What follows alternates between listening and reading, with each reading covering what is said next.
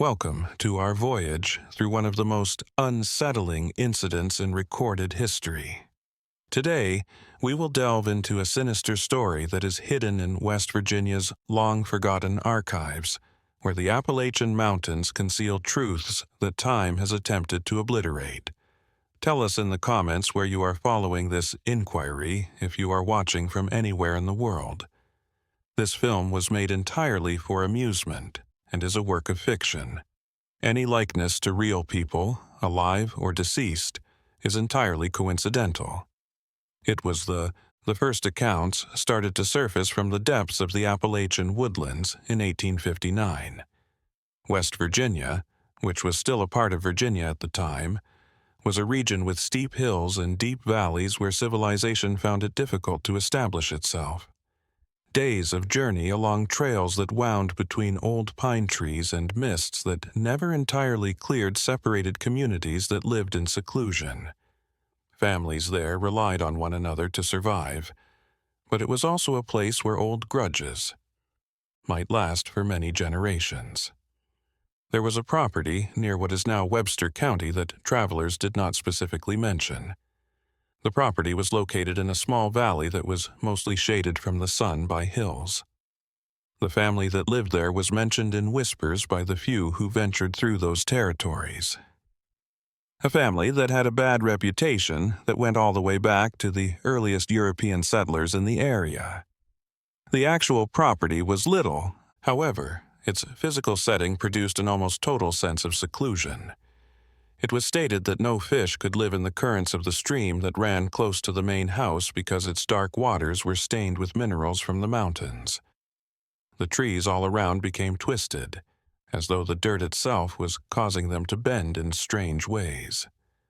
Farmers in the vicinity, even those who lived far away, refrained from stepping over those imperceptible lines that indicated the start of that family's influence.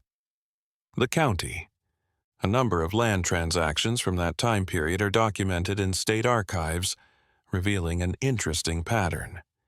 It seemed as though the owners of the properties next to the center farm were unable to stay for very long. Health reasons or opportunities in other territories were stated in ambiguous terms in sales documents. However, the dates conveyed a sense of urgency that extended beyond straightforward economic choices. Over 10 families left behind land that had been farmed for years, in less than 20 years. Homes that were rapidly deteriorating. The ancestors who lived in that valley had come to the area decades before, bringing with them legends that were already very old when they first stepped into Appalachian territory. The earliest members of this family disembarked at East Coast ports toward the end of the previous century, according to immigration documents preserved in Virginia archives, but their precise origins were still unknown. It was unclear which European province they had left from, or why they had to travel across the seas. They appeared out of nowhere, bearing the burden of something that had come before them.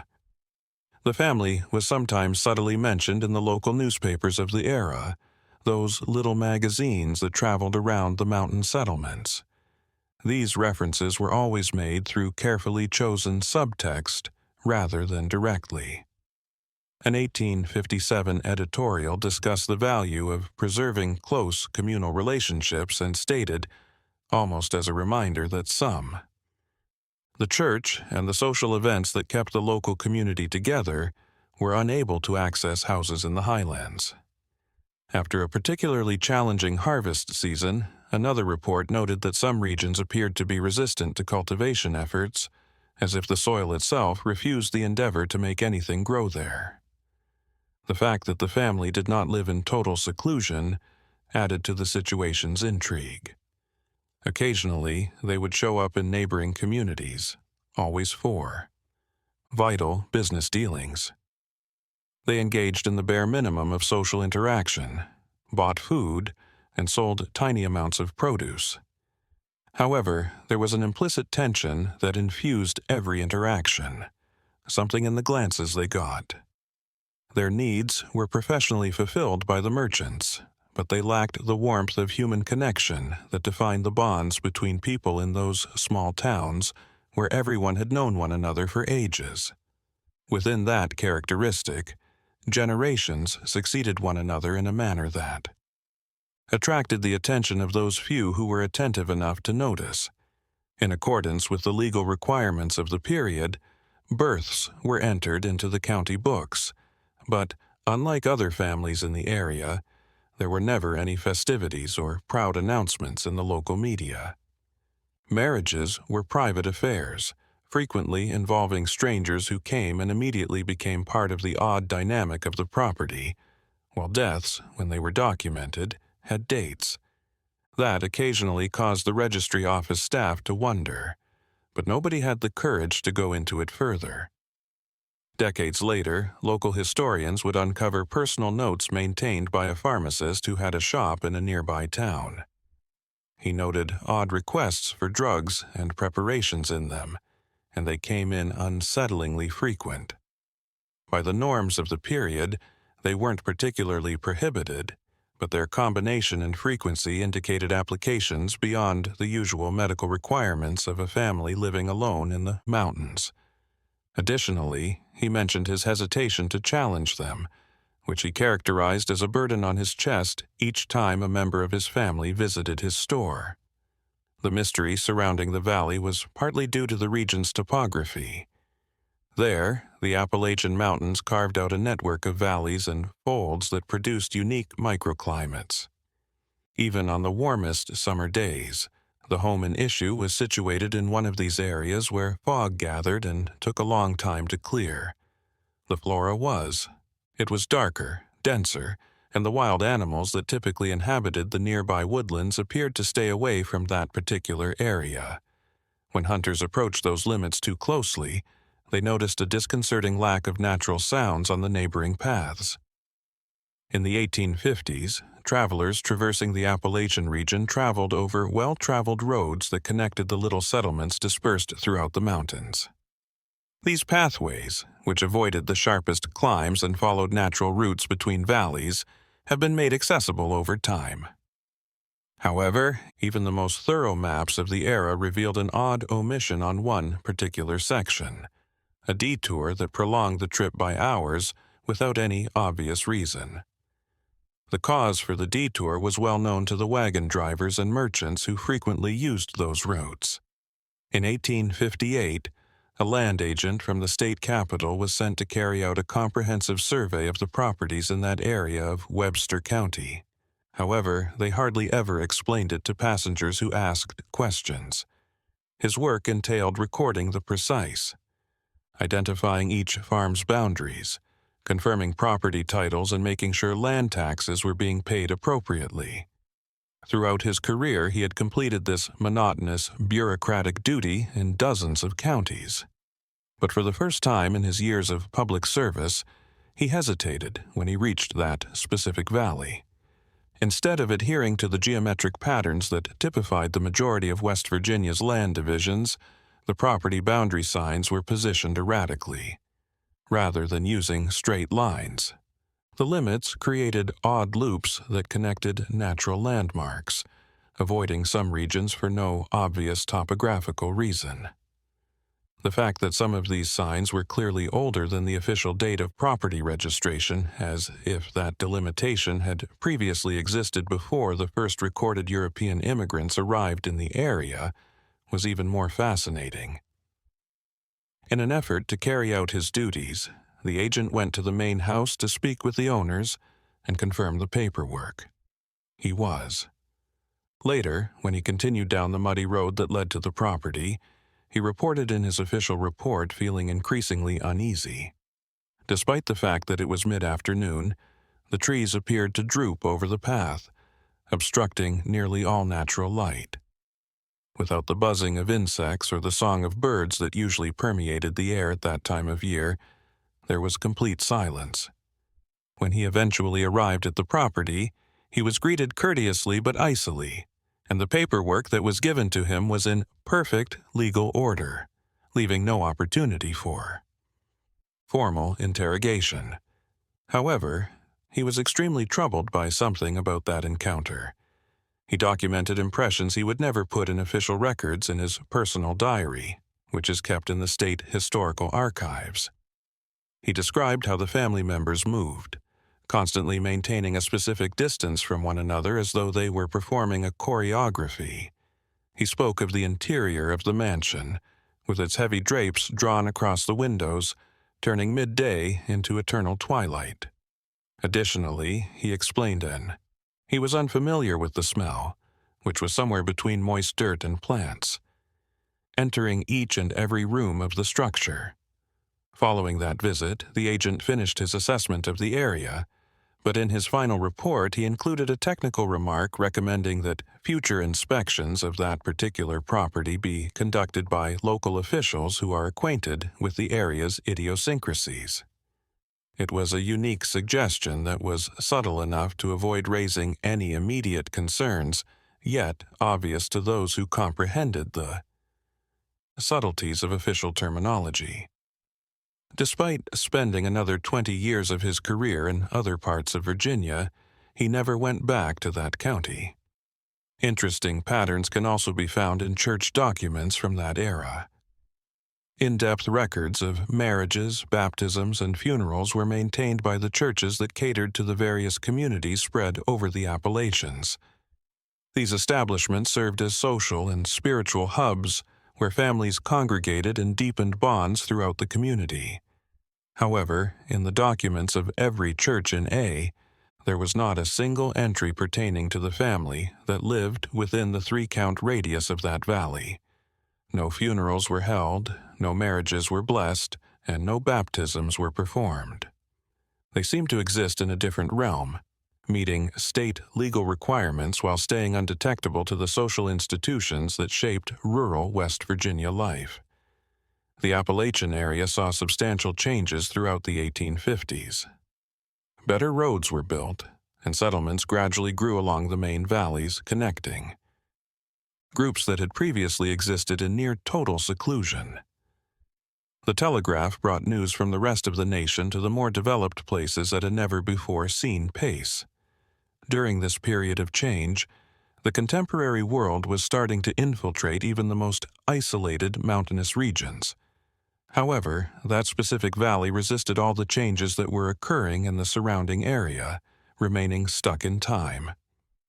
A wandering businessman who passed through Appalachian villages offering textiles, tools, as well as other necessities kept a small notebook in which he recorded his frequent stops and the most efficient routes between them. Decades later, historical relic collectors found this document, which revealed something intriguing. There was a gap in his mental map of the area, even though he went to almost every remote property in the area to sell his goods and take orders. He added extra days to his travels in order to avoid taking that straight route, practically planning his route so as to never go through that valley. That would save work and time. He used ambiguous language to justify this decision in his private notes. He discussed poorly maintained roads, accessibility issues, and the slim likelihood of sales that would warrant the detour.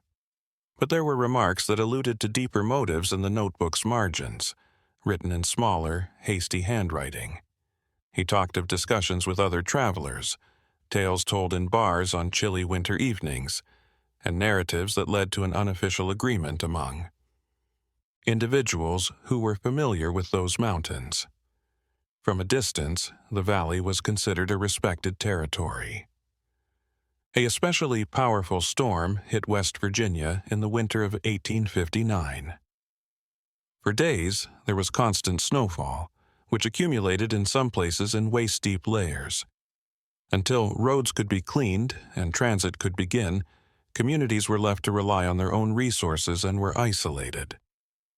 In that area, it was a frequent occurrence, so families planned ahead of time by stockpiling enough supplies and firewood to endure weeks of seclusion. People came out of their houses to inspect the damage and assist their neighbors when the storm eventually passed and the paths started to reopen. These were the times when the cooperative character of mountain communities was most evident. Families pooled their resources. In order to restore some normalcy to their lives, Men banded together to rebuild buildings that had been devastated by the snow's weight. However, nobody went to that valley to check if the family there required assistance. Nobody even brought up the possibility. A diary entry written by a Methodist pastor who served multiple congregations spread across the neighboring counties sheds light on the attitude of the era. Years before, he had tried to spread the gospel on that remote farm, and he wrote about it. He explained how he was greeted with formal courtesy, but hard rejection. There was only a door that closed softly, but completely, without any overt animosity, threats, or violent behavior. Finality.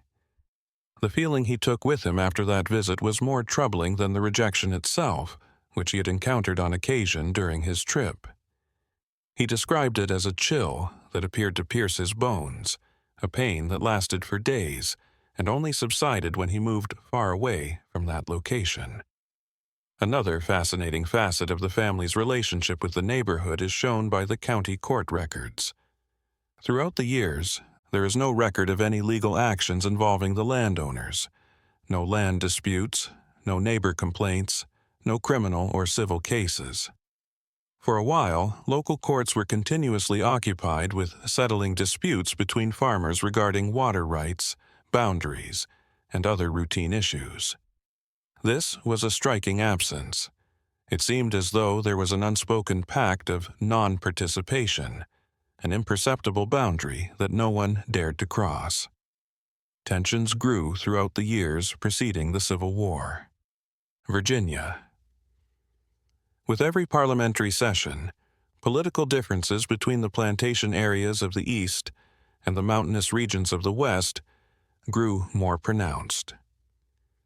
The Appalachian residents who relied on tiny family farms and subsistence farming were more and more estranged from the economic forces that controlled Richmond, the nation's capital. Discussions in pubs, marketplaces, and neighborhood gatherings were dominated by these conflicts. Everybody had an opinion regarding states' rights, secession, and the future. All save that one. Family in the remote valley. They carried on with their operations as though there were no significant political issues at the moment. Men fiercely argued their positions and militias were established, but that group was not included in any of these conversations. They did not take part in the meetings where the future of the region was discussed, nor did they position themselves with either of the rising sides of the war. It was not merely political indifference, it was a neutrality. It was as if they lived in another world where the worries that plagued everyone else just didn't apply to them. A local militia soldier, who would eventually participate in the war's early engagements, kept family letters that were saved for generations. He wrote of the recruitment attempts that searched the mountains for men who could carry weapons in a letter from 1860. He explained how almost every family in the area provided at least one individual to the organized forces, each adhering to their personal beliefs over which side to back. However, he mentioned at the end of the letter, almost as an afterthought, that there was one property that no recruiter had visited. This wasn't due to forgetfulness or access issues, but rather to a deliberate choice that no one had to express. He wrote that some locations were inaccessible, especially in light of the impending conflict. In those mountains, the seasons went on their unalterable cycle. The thaw and the renewal of greenery came with spring. Summertime ripened the crops and warmed the valleys. Before winter came back to cast its snowy cloak over everything, autumn painted the slopes in hues of crimson and gold. And despite all of these changes, smoke kept rising from that valley house's chimney, a persistent presence that signified the continuation of an occupation that appeared to exist beyond of time. Over time, a recurring pattern can be seen in the business transaction records from surrounding warehouses.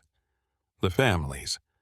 Salt, flour, some durable fabrics, basic tools, and other necessities were always purchased. Luxuries and unnecessary stuff were never included.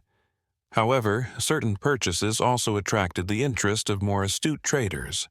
large amounts of candles, especially in the summer when there was plenty of natural light, and some herbs that had to be imported from other places because they did not grow naturally in the area. Additionally, books, always ancient books, were typically obtained through middlemen who transported them from bigger cities or even other states. In Wheeling, one of Western Virginia's most advanced communities, a book vendor maintained meticulous records of his clientele's reading tastes.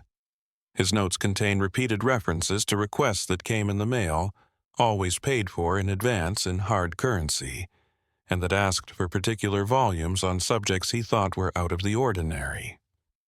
Mountain geology treatises, books about prehistoric rock formations, research on minerals and their characteristics, and more obscure literature. He had to look for tomes in secret. Collections, or in specialty bookshops in far-off places like Boston or Philadelphia. Texts in unfamiliar languages printed on yellowed paper with faded leather covers that suggested several generations of readers before him. The merchant expressed his interest in finding out who would ultimately receive these volumes. The shipment instructions consistently mentioned the same mountainous area, but they never gave a name or exact address, just general geographic characteristics that would probably be adequate for the messengers in the area. On one occasion, he thought about sending a personal message along with the shipment, possibly starting a correspondence with that enigmatic but clearly sophisticated customer. He even penned a few kind sentences in which he expressed his appreciation for the literary selections made at the audition. In the end, however, he chose not to add the message for reasons he himself could not adequately explain. After folding it, he placed it in a drawer and mailed just the books with a regular business note that were desired. Every part of Virginia saw significant transformation as a result of the Civil War, and the Appalachian region was no different. The mountains served as a venue for small-scale skirmishes, troop movements, and the continuous movement of soldiers from both sides when the war eventually broke out in 1861. The military presence drastically changed the habits of those residing in these isolated places. To supply food, farms were requisitioned. For use in campaigns, horses were seized. The names of the young men who vanished to fight in conflicts would only be known to the locals weeks or months later, through tainted letters and broken news. The paths winding through the valleys became strategically significant. Military maps were created with more accuracy than ever before, and what had once been straightforward roads used by traders and tourists became military routes along which detachments went in an effort to capture that hilly area, which offered significant tactical advantages. Civilian survey, describing every channel, valley, and high point that might be used as an escape route or defensive position. In order to prepare movements that would account for every unique feature of the terrain, officers from both forces examined that rough terrain. However, when officers from other units compared these maps and confronted their knowledge of the area, the same odd hole consistently appeared. That particular valley, that property that the locals didn't want to acknowledge, just did not show up in either side's military plans. It wasn't designated as hostile territory. It wasn't recognized as a possible resource. It didn't seem like a strategic location that needed to be avoided or controlled. On the maps, it was just a blank zone that military cartographers tend to automatically avoid without ever providing an explanation. During the summer of 1862, a Union Army captain in charge of organizing troop movements in that area wrote a campaign journal that would eventually be given to a historical society in the area. His daily reports detail the challenges of transporting soldiers over that mountainous terrain, the issues with supplies, and the sporadic run-ins with Confederate forces. However, he described something that confused him in one specific entry. When he asked local guides what the best ways were to traverse a network of interconnected valleys, he found that none of them recommended a certain route that, based on their maps, would have saved at least a full day of marching. When he When asked for explanations, the guides became evasive and spoke incoherently about inappropriate terrain and logistical challenges that were incomprehensible to someone who had experience with military operations in mountainous areas. The officer made the decision to look into it himself. He traveled along the path that led to that valley with a few reliable men. In his journal, he detailed the increasing density of the vegetation. How, despite the fact that it was only mid-afternoon, the daylight seemed to fade. How the typical. The forest's sounds progressively subsided until they marched into a silence that seemed strange to him. In the distance, they could even make out the property a building that appeared older than it should have been, around by land that was obviously inhabited, but exhibited no typical indications of active farming. He hesitated because of something about the scene. He was unable to describe it precisely. However, the sensation of being observed became too much to bear. No one could be seen moving. There were no figures in the windows and indication of recent human activity. However, there was no denying the impression that they were being watched. He immediately checked with his soldiers and found that they were all feeling the same uneasiness. Men who had experienced artillery bombardment and horse attacks in actual battles, veterans, now exhibited a level of uneasiness that they had not demonstrated even when directly under enemy fire. He decided to go back the way they had come without much further discussion. He provided tactical justifications for the choice in his journal. However, it was feasible to discern that. His decision had been impacted by something deeper. That valley was spared from the war's effects in the years that followed, even though it devastated other regions of Virginia and claimed thousands of lives on notorious battlefields. There were no skirmishes in the area. There, no detachments set up makeshift camps. That remote property was not used by any injured soldiers as a haven. It seemed as though the area was surrounded by an imperceptible bubble, a barrier that not even complete war could cross. The people in the area who survived the fighting and subsequently shared their recollections expressed a mix of relief and anxiety when discussing this unusual immunity. Oblique allusions to that region were sometimes found in letters written by soldiers to their families and kept in historical museum collections. In a letter to his mother, a young Confederate soldier described how local superstitions occasionally provided better defense than military defenses. In a letter to a brother, another Union combatant stated that certain sections of perhaps it was wiser to respect these places rather than attempting to comprehend or conquer them because mountains appear to exist outside of the normative laws that ruled the rest of the universe. The towns had changed by the time the war finished in 1865, and the remaining soldiers went back to their homes in the mountains. Farms were run by widows alone. Due to war debts, properties had changed hands, and the pre-conflict social structure had been permanently transformed. The reconstruction procedure, and it would take time and be unpleasant to reconcile. However, that valley and its people stayed the same despite all these significant changes. Nobody in the family had served in the military. None had come back traumatized or injured. On far-off battlefields, none had vanished. It was as though they had not experienced the 4 years of war that tore the country apart. All of West Virginia underwent rehabilitation and change in the years after the Civil War, which had. In 1863, the state formally broke away from Virginia to become an independent one. The scars from the battle were still visible. Families were still grieving for their deceased, and a total transformation of the local economy was required. As railroads pushed farther into the mountains, they opened up new avenues for trade and communication with the outside world. Interested in the enormous trees that covered the Appalachian slopes, lumber corporations brought their equipment with them.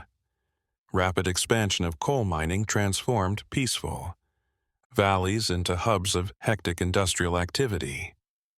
It was a time of rapid advancement, And for those who were prepared to put in the necessary effort and take advantage of the chances that presented themselves, the future appeared bright and promising.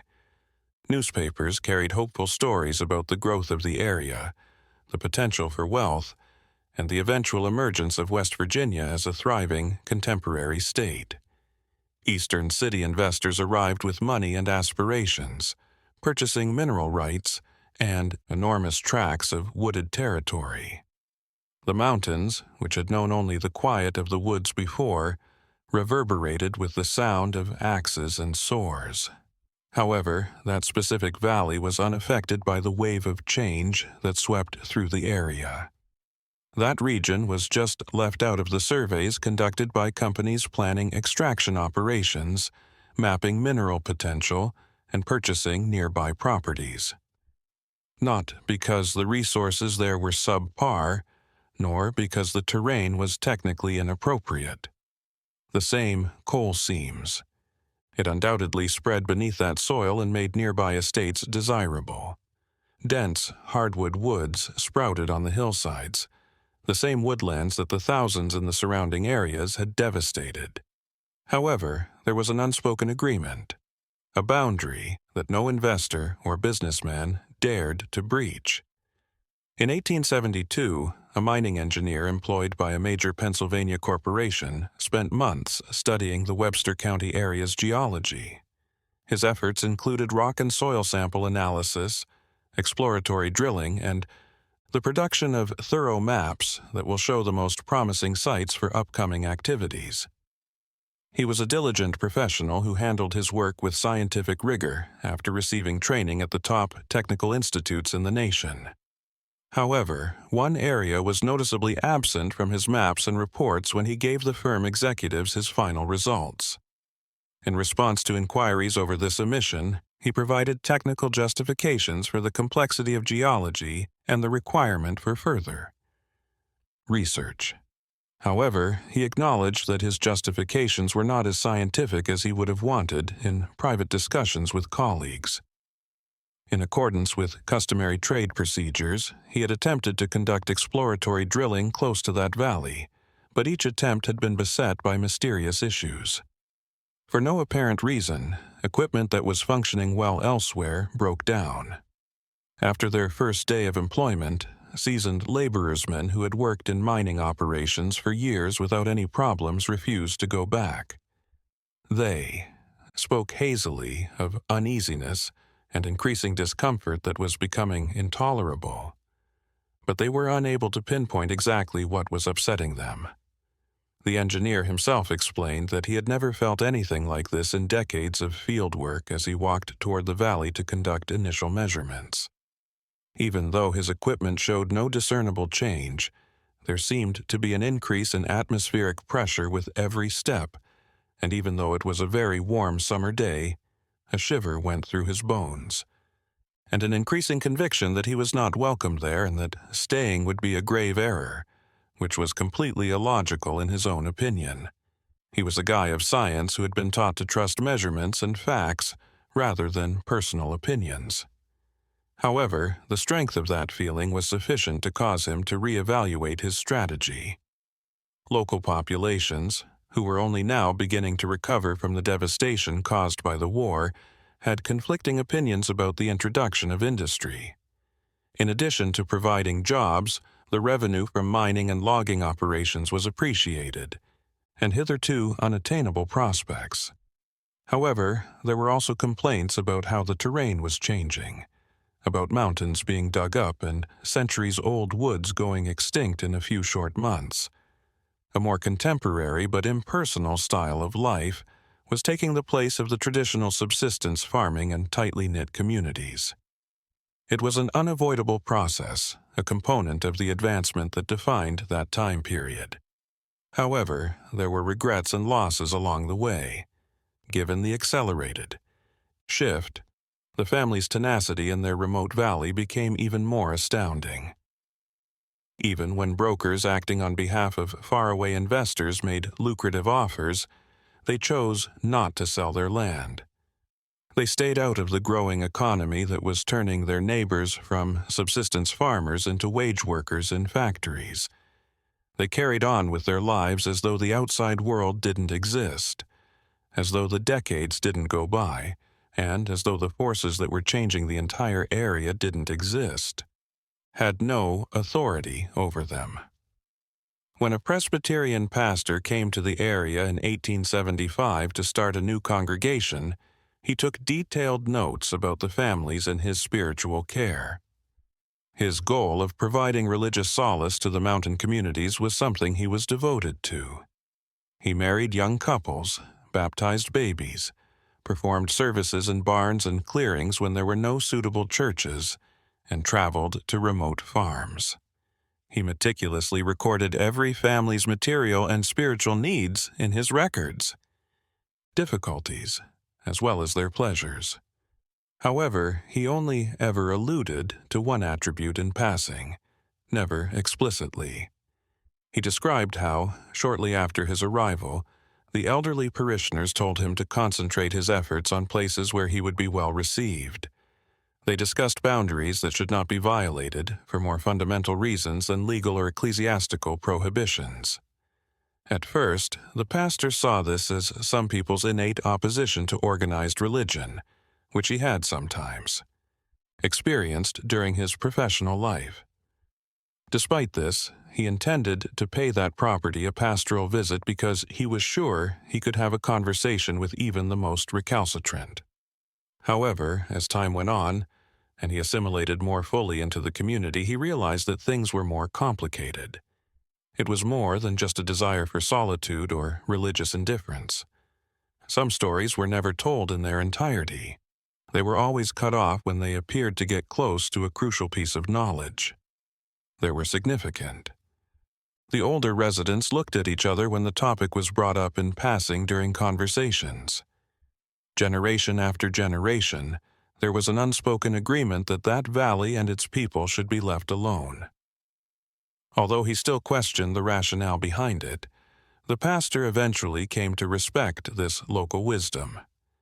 He included that unidentified family in his private prayers, requesting enlightenment and protection for souls he would never meet. It was the only method he could find to balance his pastoral duty with the realization that some of the mysteries in the mountains were more ancient and profound than he could fully understand. West Virginia saw an even stronger push for modernization at the turn of the 1880s. Even the smallest towns were now connected by telegraph lines, enabling immediate communication with the rest of the nation. Railroads gradually grew, their tracks slicing through mountains and valleys that had previously appeared to be insurmountable obstacles. The amount of mail that arrived increased. Regularity, bringing letters that kept separated families in touch over long distances, catalogs of manufactured goods, and newspapers from far-off towns. During that period, the idea of isolation itself started to erode. When modern civilization began to permeate even the most isolated areas of the Appalachians, the economic opportunities that industry offered drew new residents to the area. In search of employment in the coal mines or logging operations, entire families relocated from nearby states. Presently controlled the local economy. Nearly overnight, small towns with stores, taverns, boarding houses, and all the amenities needed to sustain a growing population sprung up around industrial centers. The demographics of the area were changing quickly, with newcomers from a variety of backgrounds displacing the old lineages of the original settlers. It was a social melting pot that was always changing, with traditional customs and contemporary goals coexisting awkwardly. However, even though this social transformation was, that specific valley remained a pocket of immutability, unfolding over almost the whole mountainous region. Lacking the accumulated knowledge of earlier generations, the newcomers to the area occasionally tried to take advantage of those ostensibly unused lands.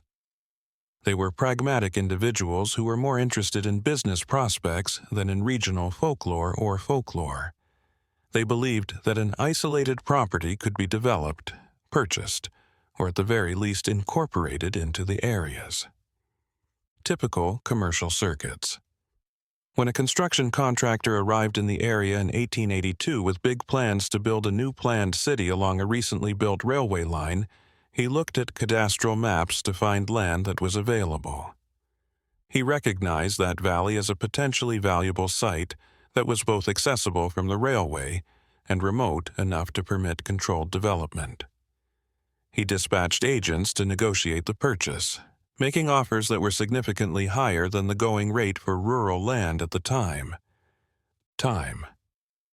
Few landowners could turn down the offer, especially since there were no indications of heavy commercial activity or intensive agricultural use on the property. Upon their unsuccessful return, the intermediaries reported a courteous but resolute rejection.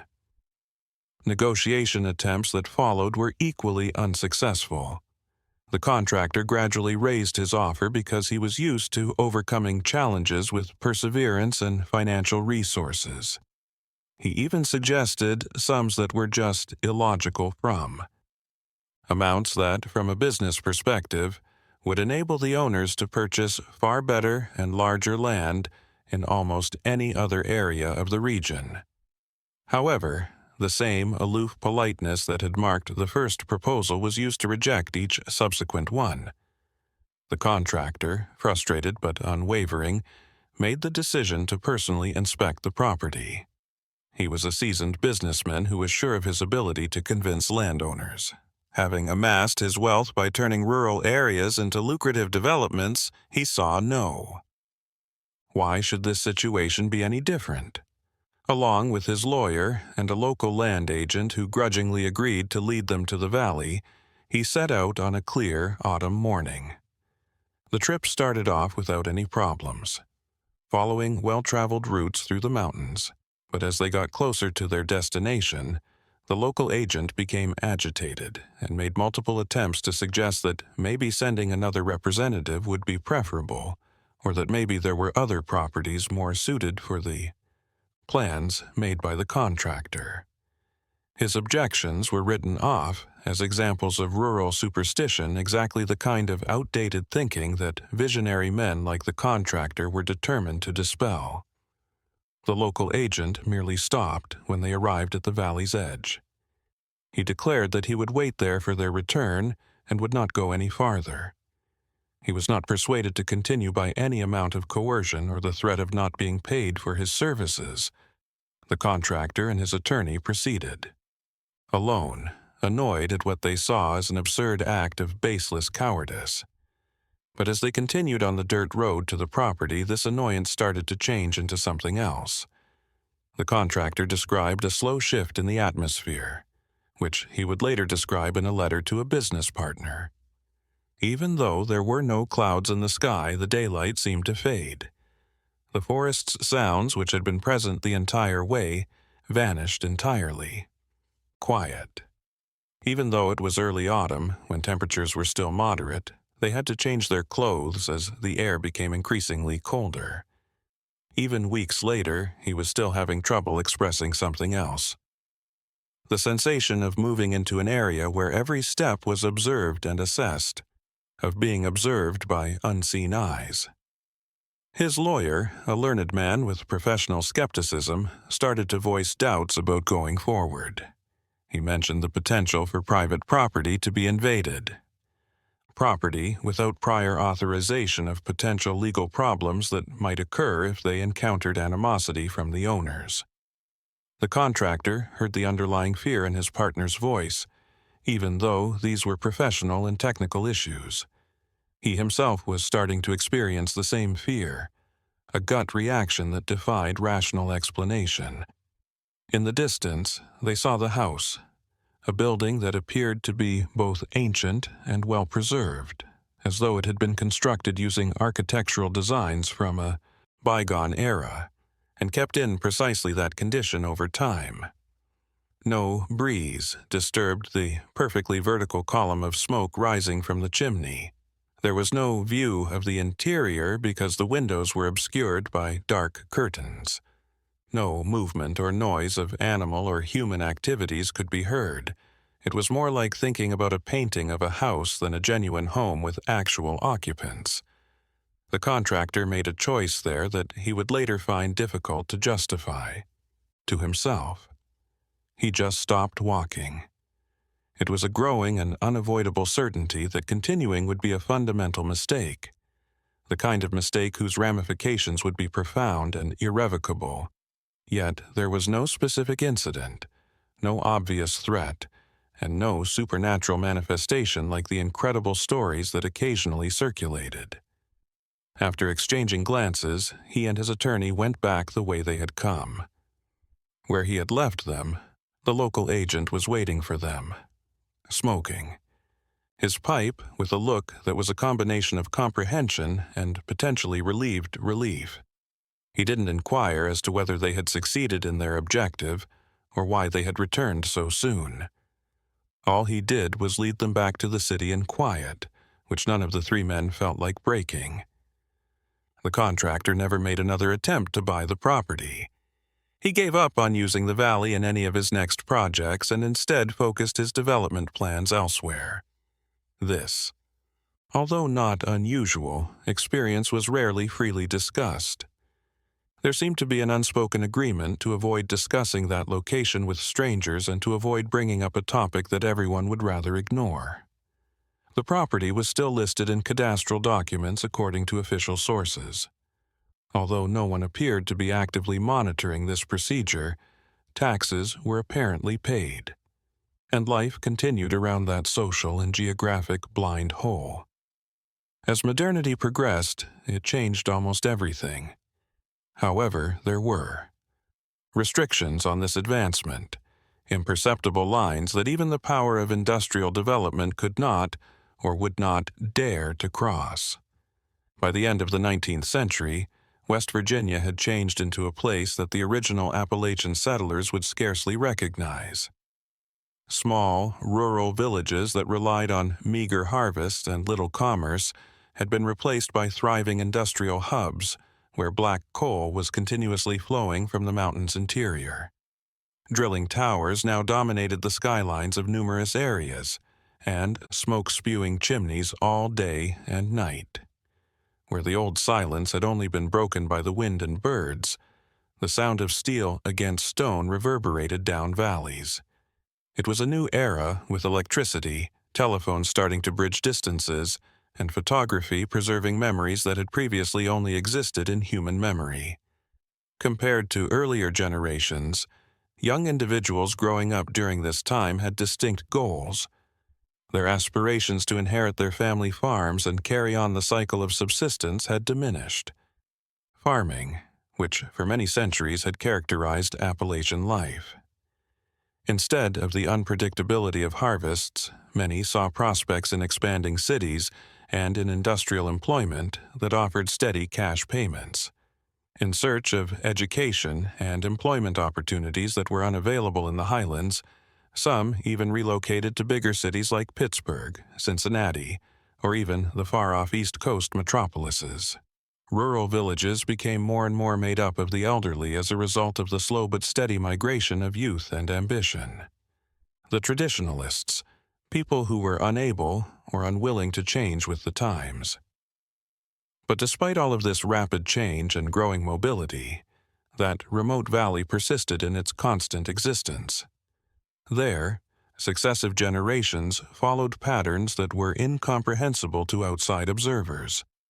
There were no public festivities, no birth announcements in the local newspapers, and no indications of the rites of passage that characterized everyday family life.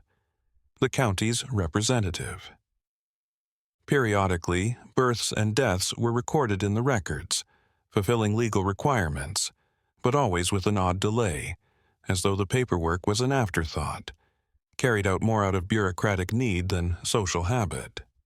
The handwritten diaries of a clear who spent more than 30 years working in Webster County, starting in 1875 and ending in 1908, provided a unique viewpoint on the administrative quirks of the area. He was a methodical individual by nature and vocation, pleased with the precision of his paperwork and the orderliness of his records. He devoted a whole chapter of his memoirs to the oddities he sometimes came across in his profession. Situations that did not strictly adhere to established protocols, but did not technically break any rules. That family, in particular, was one of those enduring oddities. They always received related paperwork in excellent order, filled out in flawless handwriting with no mistakes or omissions. Frequently months in advance, the fees were paid on time. However, he found something objectionable in the text's inherent perfection. They appear to have been written by someone with extensive legal expertise, someone who was aware of the subtleties and interpretations of the law in addition to its language. Additionally, they never came directly from family members. Instead, they always came through middlemen, which was unusual for a rural farming family, even though it wasn't against the law. The clerk remembered an event from 1891, when he was given proof of a death. According to the documents, the death was caused by natural causes, with the relevant certification and the required witness signatures. However, something in the facts prompted him to look up earlier documents pertaining to the same family. He was extremely troubled by what he found. The deceased was 79 years old at the time of death because their birth year was listed as 1812. It wasn't impossible, of course, but when he looked through other family documents, he saw an odd longevity trend. Things appeared to be statistically unlikely. Rarely did any member of their bloodline pass away before the age of 80, and many of them lived to reach over 90. This could be ascribed to either healthy mountain living conditions or good family genes. The realization that the total number of family members appeared to have remained oddly consistent over the decades of records he had kept, however, was what truly troubled him. Yes, births were reported, although at an oddly low rate. There were deaths, but they were dispersed in this manner. That the number of families was never significantly reduced as a result of them. It seemed as though there was a precisely calibrated equilibrium, a particular figure that was never much raised or lowered. He thought for a moment about bringing up his discoveries with his superiors, possibly proposing a more thorough investigation. However, the documents did not include any technical irregularities. Every legal need was being fulfilled. There was no blatant fraud, no legal infraction, no regulations, merely patterns that, upon close inspection, appeared out of the ordinary but did not prove any particular infraction. He decided to file away his worries and the documents, leaving the mystery unsolved, just like a lot of other people who had come across abnormalities connected to that family over the years. A new generation of professionals arrived in West Virginia's mountains at the turn of the century. Engineers educated at contemporary medical colleges, physicians trained at. Lawyers who received their training at prominent universities and technical colleges. Along with their particular skills, these young professionals brought a mindset that emphasized scientific methods, reasoned thought, and the rejection of beliefs and traditions that lacked foundation. They believed that all shadows of ignorance and irrational fear would finally be dispelled by the light of reason, and they viewed the world through lenses created by positivism and progress. An exceptionally committed doctor who founded his practice in A. He gained notoriety in 1896 for his willingness to travel great miles to serve patients in isolated rural areas in a developing community close to Webster County. He considered this as a component of his career goal to spread the advantages of contemporary medicine to even the most remote areas of the area. In his early years of practice, he traveled to farms located dozens of miles away, treating anything from common illnesses to injuries sustained in industrial or agricultural accidents. He established a reputation for proficiency and commitment. Families trusted him with their loved ones' health as a result. However, he soon discovered that there was a region under his purported medical jurisdiction from which he never got calls. He never used that remote valley that he had noted on his maps when he first planned his journey. At first, he thought that the family there was just really healthy, or maybe they had a doctor from somewhere else. However, as he conversed with other experts and long-standing locals, he started to realize that no one had been asked to provide medical services to that property in a long time. The notion that any family in his region may not have access to proper medical treatment intrigued and perhaps outraged the doctor, who made the decision to pay an unannounced visit in 1899. In an effort to build lasting relationships with patients, he occasionally used this technique in remote locations, where he conducted free basic tests and advertised his services. He got his medical pack ready using with whatever tools and drugs he would require, he walked out one spring morning with the goal of at least reaching out to that family. The trip started off without any problems. The weather was nice. He followed well-traveled paths, whistling melodies, and his mare was in good health and spirits. But his attitude started to shift as he got closer to the valley. Doubting his recall of the charts he had studied, he found himself double-checking his directions. The path appeared to extend in a manner that didn't match the distances he had estimated.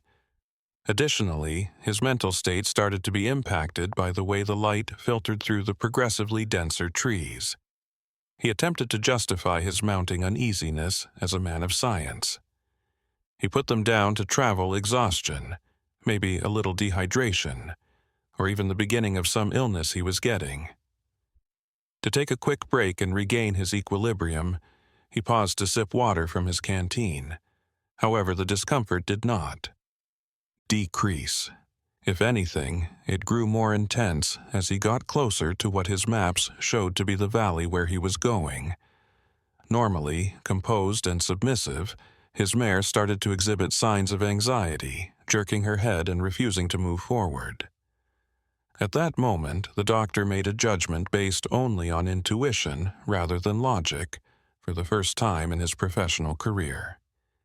He made the decision to go back, not because he had faced any real challenges or because he was truly sick or disabled, but just because everything in him was screaming that it would be foolish to go on.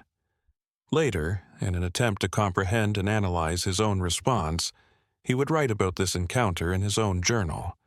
As a guy who had made reason his life's work, he was extremely distressed by his own incapacity to get over what appeared to be an unreasonable dread, as he frequently questioned regional superstitions and urged his patients to rely on science rather than traditional cures.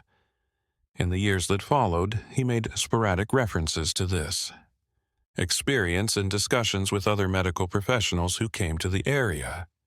He learned that he was not the only one who has run into imperceptible obstacles at work. Some of them claimed that there were some places that just did not follow the standard guidelines, places that appeared to be outside the purview of contemporary medicine. They discussed it in low voices, almost embarrassed to acknowledge that anything as basic as innate dread could subdue their scientific beliefs. However, it remained indisputable that Valley and his family belonged to a distinct category, divided not by physical obstacles but by something much more elusive. The people who lived in the preceding century could not have predicted the changes that occurred in the 20th century. Horse-drawn carts progressively gave way to automobiles when they started to appear on the highways. Cities and even isolated farms were eventually illuminated by electricity, which changed the night from a time of complete darkness to something that could be dispelled by merely pressing a switch. When radio came along, it brought music and voices from far away straight into people's homes, bridging hundreds of kilometers between people via invisible airborne waves. The world was getting smaller, more interconnected, and easier to comprehend. In a time when technology and knowledge permeated even the most isolated areas of society, the concept of isolation itself was being redefined. However, as these technological wonders proliferated throughout the West, that mountain valley in Virginia was still a frozen remnant of the past. That remote property had no power cables delivering energy. There were no phone lines between the location and the outside world. The unpaved road leading there was never seen with any cars. It seemed as though there was an imperceptible time barrier where the unrelenting advancement simply stopped, unable to go any farther. The professionals who set up contemporary infrastructure around the area merely channeled their work around that region without having to be specifically told to do so. As time softened, the specific facts and memory blended with imagination. The stories persisted in being passed down from one generation to the next, becoming increasingly hazy. When their grandparents talked of that location and the family that lived there in constant seclusion, the oldest still remembered. However, these tales sounded more and more like folklore to the younger generations, who were raised in an era of reason and science. Superstitious mindset that should be dispelled by contemporary education. Whispered warnings that some parts of the mountains should be left alone were not taken seriously by many. These stories were simpler to write off as the result of less enlightened thinking and examples of backward thinking. In 1923, a local history professor who was captivated by the oral traditions of the area made an effort to methodically record the numerous myths and tales that were ingrained in Appalachian culture. He made numerous trips, conducting interviews, senior citizens gathering bits and pieces of stories that would be lost when that generation died. His intention was to preserve the cultural memory of the area and produce a record that would help future generations comprehend the way of life and thought of their predecessors. He documented hundreds of tales about historical occurrences, famous people, and events that influenced local identity. His knowledge of Appalachia's diverse cultural fabric grew with each interview. However, he only found hesitation and evasive responses when he attempted to investigate legends pertaining to that particular valley. People, even those who were erratic about almost anything else, just didn't want to discuss it. He hardly noticed the shift in topic because some people changed it so fast. Others experienced unexpected memory loss, reporting they could not recall specifics that they had just moments ago recounted with remarkable precision on other subjects. The simplest only said that some things were best left unsaid without providing any support for this stance. He saw a trend. People were less inclined to talk about it if they lived nearby. An odd family in the mountains may be mentioned in passing by those who live farther away, but no specifics. When the topic came up, those who lived nearby simply shifted the conversation, their firmness eluding more probing. The place seemed to be surrounded by a circle of quiet with the intensity of. As one got closer to the center, the silence grew. This hesitation was even geographically mapped by the professor, who produced a diagram that demonstrated how the readiness to speak declined in direct proportion to the valley's physical closeness. The incident left the professor thinking, but he finally gave up on adding that particular element to his collection of local anecdotes. He had studied oral tradition and folklore extensively, but he had never come into a situation where the reluctance to speak was so pervasive and profoundly embedded. Even the most delicate topics typically found someone who was eager to divulge information, particularly if anonymity was guaranteed. Here, however, there was something different, a tacit agreement that endured over generations and persisted in spite of the profound shifts that altered every other facet of local life. The act of avoiding talking about that location seemed to be a tradition in and of itself, transmitted with the same faithfulness as more agreeable tales. Every decade that went by brought with it new challenges and changes. The Great. Millions of people fell into poverty during the Great Depression, yet the valley's properties managed to survive on the periphery, seemingly undisturbed by the economic forces reshaping the rest of the nation. That location stayed the same as farmers throughout the region lost their property to banks and auctioneers, and entire families were compelled to leave holdings that had been farmed for generations. Nobody ever witnessed debt collectors or bank workers visiting that property. They seemed to exist outside of the whole economic system that was disintegrating all around them. A whole generation was mobilized by World War II, and villages were left without young men to fight in far-off places. Sons were sent to training camps and subsequently to battle zones on far-off continents, and almost every family in the area sent members to aid in the war effort. The survivors created victory gardens, worked in industries making war material, and conserved limited resources. It was a complete social mobilization in which all facets of daily life were refocused to aid in the worldwide conflict. However, neither the draft lists nor the monuments to the slain built following the end of the war had a name from their family. They seemed to occupy the same physical place but function according to entirely different laws, as though they were in a parallel dimension.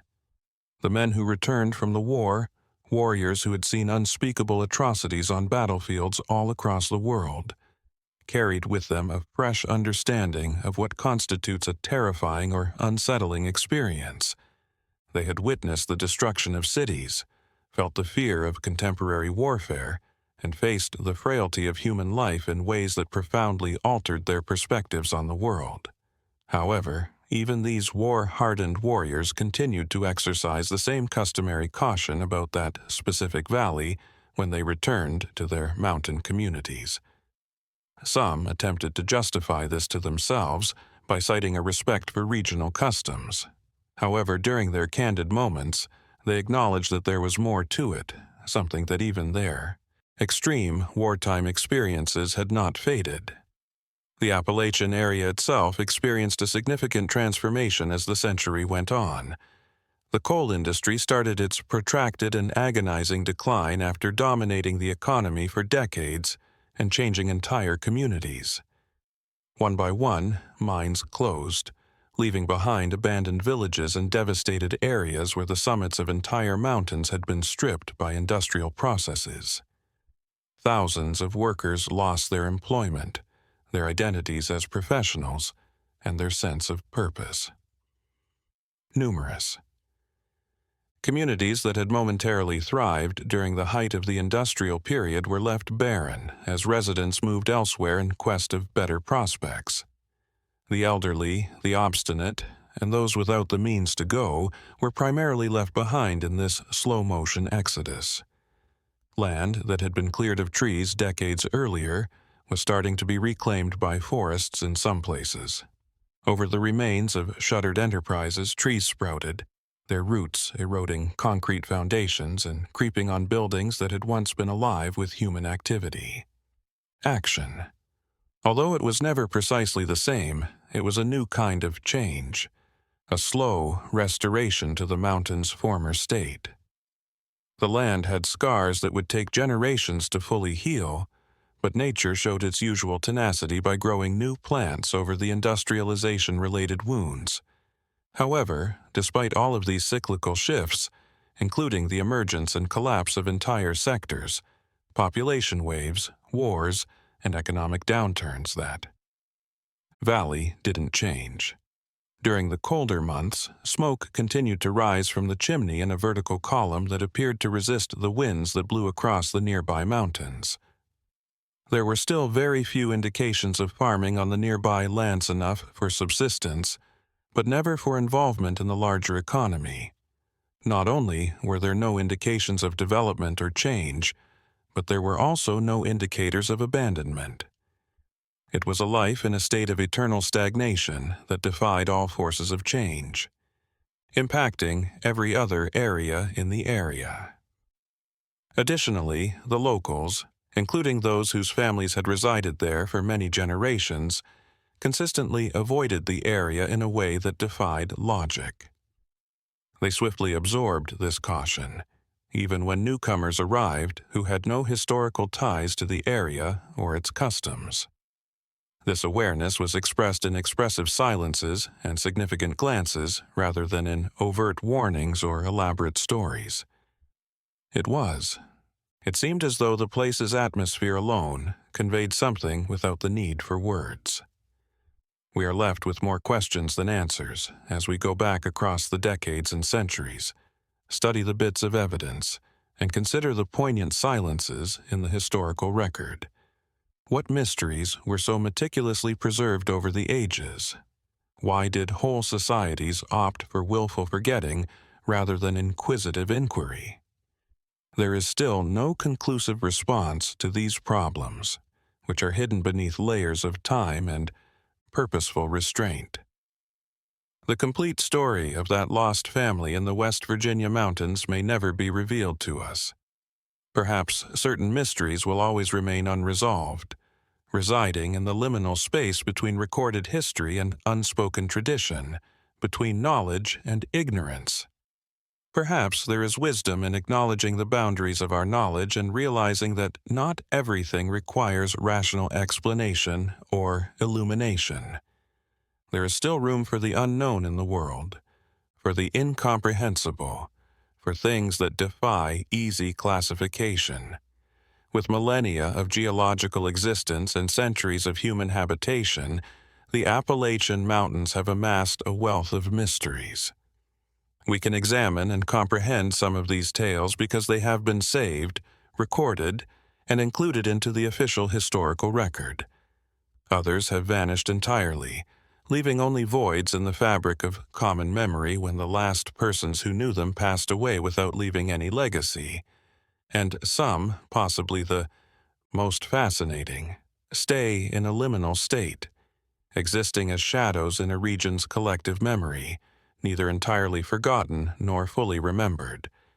This story that we investigate together speaks to a larger aspect of the human condition at the boundaries of civilization, about the boundaries of our comprehension, and about the locations where our faith in reason and advancement runs into obstacles that are difficult to get over. It serves as a reminder that despite the widespread use of satellites and the internet, despite maps and worldwide observation, some regions of the planet remain mysterious and defy complete illumination. If you've followed us this far on our adventure into the Appalachian's shadows, through decades of mystery and stillness, you might want to subscribe to the channel to hear more tales about lost locations and stories that linger on the periphery of memory. A single like enables us to keep providing you with these research. Additionally, leave a remark with your thoughts on this story that has spanned generations, veiled in mist and shyness.